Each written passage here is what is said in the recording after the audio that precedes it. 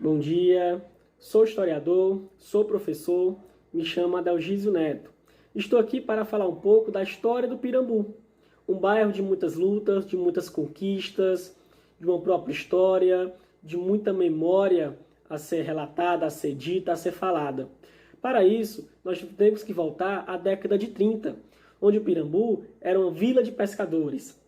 Precisamente em 1932, Fortaleza recebe uma leva de imigrantes. Esses imigrantes estavam saindo da onde? Dos seus interiores e vindo para a capital. Por conta de quê? Por conta da seca. Lembrando que o presidente daquela época era Getúlio Vargas e o interventor aqui no estado do Ceará era o Carneiro de Mendonça. O nome do bairro vem através do peixe, chamado pirambu, que na língua tupi-guarani significa peixe roncador, e também conhecido popularmente como sargo de beiço. Então, o nome do bairro Pirambu se deu através ao nome de um peixe, que infelizmente está extinto hoje em dia. Na década de 50, o Pirambu vira um dos bairros mais populosos de Fortaleza. Também é na década de 50 onde surgem os grileiros, né? Pessoas com falsas escrituras ou pessoas também que reivindicavam a posse daquelas terras, tá certo? Onde entrou em conflito com a comunidade, com os próprios moradores. Em 1958, precisamente, uma liderança chamada Padre Hélio Campos, ele vem para o Pirambu para assumir a paróquia de Nossa Senhora das Graças. Uma coisa bem interessante é que vai ser na figura do Padre Hélio uma questão muito forte que foi a questão social, como também temos que mencionar a ação do Partido Comunista Brasileiro na comunidade, como também sindicalistas, né, alguns operários, enfim.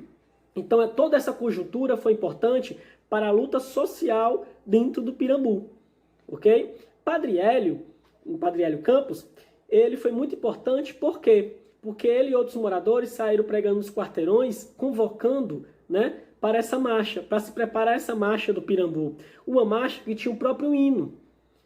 Pessoas, no dia 1º de janeiro de 1962, Padre Hélio, a comunidade de um modo geral, saíram do próprio bairro Pirambu, foram até o centro da cidade, passando pela Avenida Francisco Sá, Guilherme Rocha, enfim. Pessoas que levaram cartazes contra a fome, contra a miséria, a favor das terras, né? Não é à toa que o bispo, o Dom Almeida Lustosa, ficou abismado, porque essa marcha teve entre 20 a 30 mil pessoas. E essa marcha também, além de ter uma conotação dentro de Fortaleza, teve uma conotação dentro do estado e também nacionalmente. Não é à toa que alguns meses depois, já no governo de João Goulart, como presidente, e o seu ministro era Vigílio Távora, que era ministro da Aviação e de Obras Públicas, concede através de um decreto onde estabelece que as terras vai pertencer a quem? À União, que posteriormente cede à Igreja, no caso a Igreja Católica, para administrá-la, tá certo? Uma coisa bem interessante também, que alguns anos depois nós tivemos um golpe militar, uma ditadura militar em 1964, onde esse movimento social fica fraco dentro da questão do Pirambu, né? A repressão e tudo mais.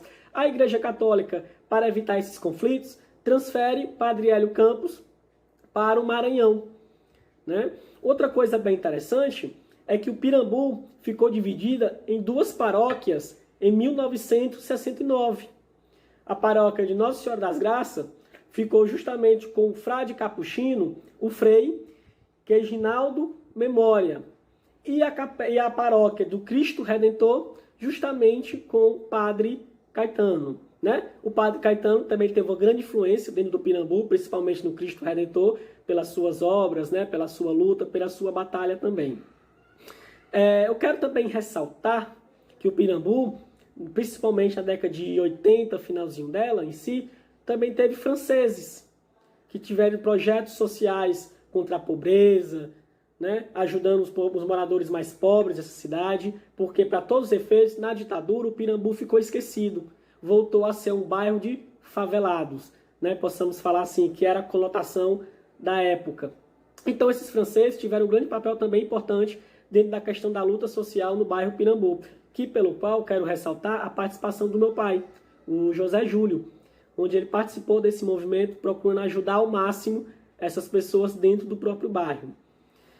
Falar do Pirambu é falar de um mar, é falar de uma praia, de um povo alegre, de um povo divertido, de um povo batalhador. Hoje eu não moro mais no bairro Pirambu, mas eu passei a minha vida toda, possamos dizer assim, nesse bairro. Então, esse bairro tem que ficar na memória, na nossa história, justamente para os nossos descendentes, para nossas gerações futuras, como se formou o bairro Pirambu. Então, pessoal, eu só queria deixar esse recado para vocês e pedir, né, que vamos, a cada dia, lutar por melhorias no nosso bairro, na questão social, na questão política, na questão econômica, na questão da história, da memória, porque isso é muito importante. Não só para nossas vidas, como também para as nossas futuras gerações. Tá certo? Então agradeço aqui, fica o recado e muito obrigado.